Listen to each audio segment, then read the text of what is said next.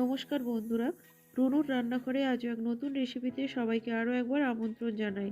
আজ আমি আপনাদের সাথে শেয়ার করব অনেক পুরনো দিনের একটি হারিয়ে যাওয়া রেসিপি, শিমের পাতুরি। চলুন আজকের রেসিপিটা দেখে নেওয়া যাক।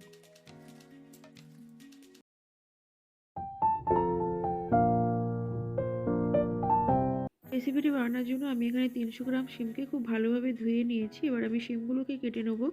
শিম কাটার প্রসেস খুবই সোজা, শুধু দুদিকে আঁশটাকে ছাড়িয়ে নিয়ে মাঝখান থেকে আমি দুভাগ করে দেবো। এইভাবে সমস্ত শিমগুলোকে আমি কেটে নেব।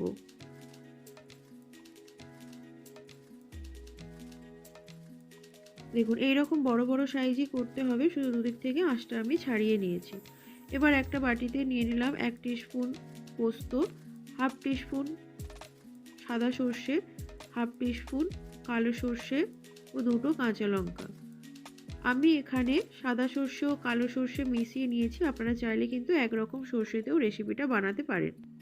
এবার আমি উনুনে কড়া চাপিয়ে দিয়েছি, দিয়ে দিলাম 2 টিস্পুন সরিষার তেল। তেলটা গরম হলে দিয়ে দিলাম কালো জিরে। এবার আমি সমস্ত শিমগুলোকেও দিয়ে দেবো পরিমাণ মতো নুন আর হলুদ। নুন হলুদ দিয়ে আমি শিমটাকে একটু ভেজে নেব, একদম কম আঁচে। এই পর্যায়ে কিন্তু আঁচটা একদম কম রাখতে হবে। ঢাকা চাপা দিয়ে 2 থেকে আড়াই মিনিট আমি ভাজতে সময় দেবো।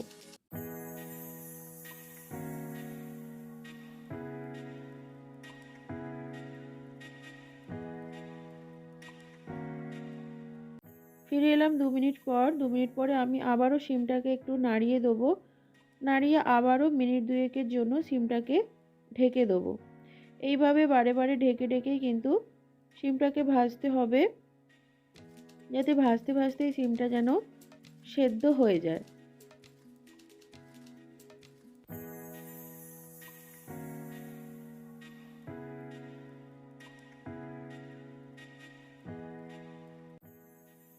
এই রেসিপিতে কিন্তু খুব বেশি জলের ব্যবহার করা হয় না, তাই বারে বারে এইরকম ঢাকা চাপা দিয়ে কিন্তু শিমটাকে একদম কম আঁচে ভেজে নিতে হবে, যাতে ভাজতে ভাজতেই শিমটা সেদ্ধ হয়ে যায়। শিমটা আমার মোটামুটি ভাজা হয়ে গেছে। এবার আমি বাটা মশলাটা দিয়ে দেবো, যেটা আমি পেস্ট করে রেখেছিলাম, সর্ষে, পোস্ত আর কাঁচা লঙ্কা, সেটা আমি শিমের মধ্যে দিয়ে দিলাম। আর অল্প করে একটু বাটি ধোয়া জল দিয়ে দেবো। আঁচ কিন্তু একদম কমিয়েই রাখতে হবে।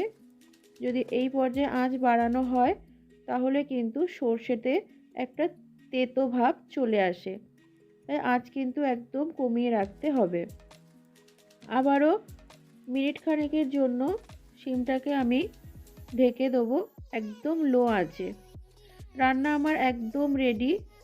অল্প একটু চিনি ছড়িয়ে দেবো, কারণ এই রান্নাতে একটু মিষ্টি মিষ্টি ভালো লাগে। যদি কারো চিনিতে সমস্যা থাকে তাহলে কিন্তু চিনিটা স্কিপ করতে পারেন। আমি নুন মিষ্টিটা একটু চেক করে নেব, সমস্ত কিছুই আমার ঠিক আছে। নামানোর আগে 1 টিস্পুন মতো সরিষার তেল ছড়িয়ে আমি এটাকে এবার সার্ভ করব। তৈরি হয়ে গেল আমাদের শিমের পাতুরি। খুবই সহজপাচ্য একটি রান্না, কিন্তু খেতে ভীষণই সুস্বাদু হয়। বাড়িতে অবশ্যই একবার ট্রাই করবেন। আর যদি আমার রেসিপি ভালো লাগে, আমার সাথে থেকে আমাকে এগিয়ে যেতে সাহায্য করবেন। সবাই ভালো থাকবেন, সুস্থ থাকবেন। দেখা হবে নতুন রেসিপির সাথে।